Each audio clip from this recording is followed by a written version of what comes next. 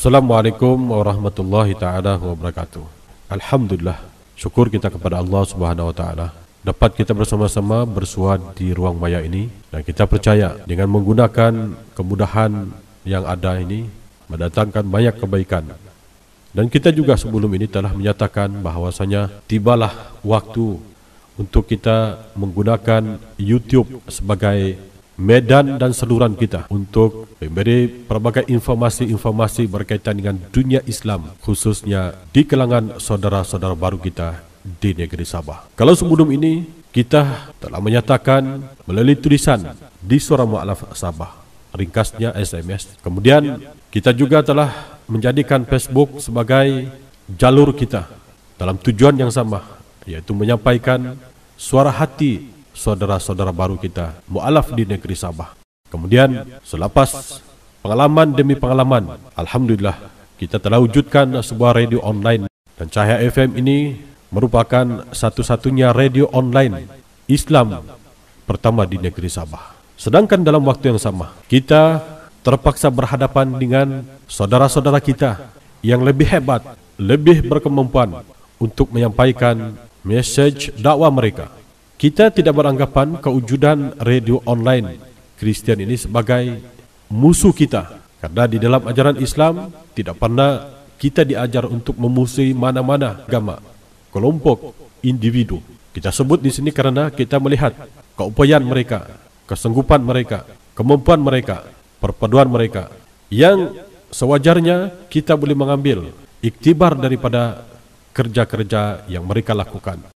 Tahun 2011 bermula detik di mana kita telah mewujudkan ahli jawatan kuasa bertindak selepas bertahun-tahun kita mengadakan program dakwah di kawasan pendalaman negeri Sabah, di mana kita telah memberi tumpuan kepada saudara-saudara baru kita yang bermasalah. Permasalahan saudara-saudara baru kita ini bukan hanya Suara Mu'alaf Sabah membicarakannya, malahan tokoh-tokoh akademik, tokoh-tokoh politik, individu-individu juga membicarakan soal mu'alaf dan permasalahannya. Murtad antara isu yang paling besar yang menggemparkan seluruh negara, sehingga dibicarakan di segenap lapisan masyarakat.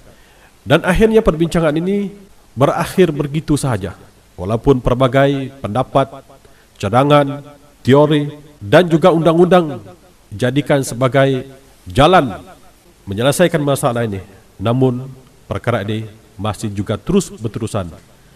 Malahan pihak-pihak yang lain bekerja keras untuk memurtadkan saudara-saudara kita, baik saudara baru dan juga saudara-saudara kita Islam asal. Dan anda boleh baca pelbagai tulisan-tulisan yang berkaitan dengan ini, melibatkan alam Melayu itu sendiri. Ingin kita kongsikan dan ingin kita bicarakan di sini adalah bagaimana cara untuk kita menangani masalah ini. Murtad dan mu'alaf adalah saling kait-mengait yang terlalu besar di negeri Sabah. Antara cara dan kaedah yang paling tepat, selain daripada bentuk ceramah-ceramah, fardu-ain, seminar, berkertas kerja dan sebagainya, pusat pendidikan adalah jalan yang terbaik.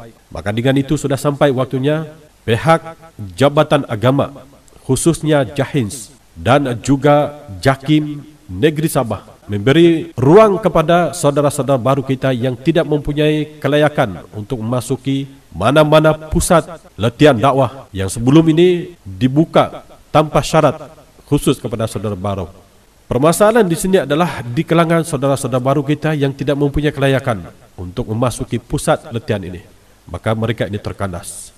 Suara Mu'alaf Negeri Sabah berpendapat tibalah waktunya pihak jabatan berkaitan ini memikir semula agar salah satu di antara pusat latihan dakwah ini dibuka tanpa syarat khusus kepada saudara-saudara baru. Selain daripada itu, Suara Mu'alaf Negeri Sabah mewujudkan pusat pendidikan khusus kepada saudara baru, berpusat di Kampung Salimendut Tandik, Kota Merudu, Negeri Sabah. Hanya dengan adanya pusat pendidikan, kejahilan dan juga ketidakfahaman mereka terhadap Islam ini, barulah kita dapat mengatasi masalah. Oleh yang demikian, kita mengharapkan kepada seluruh kaum muslimin dan muslimat di mana juga berada, tanpa mengira bangsa, tanpa mengira daerah, negeri dan negara. Ayo sama-sama kita memikirkan pembangunan pendidikan ini Yang ada pada kami hanya sebidang tanah, sedangkan membangunnya memerlukan dana yang cukup besar. Tidak ada cara lain untuk kami mewujudkan sekolah ini tanpa ada sokongan daripada kanak-kanak Islam yang lain. Oleh yang demikian, kami merayu agar kaum muslimin dan muslimat membantu kami dan melaksanakan pembangunan sekolah ini. Oleh yang demikian, anda bolehlah terus mengikuti perkembangan dari masa ke semasa program pembangunan sekolah ini melalui YouTube dan juga melalui Facebook yang telah kami sediakan.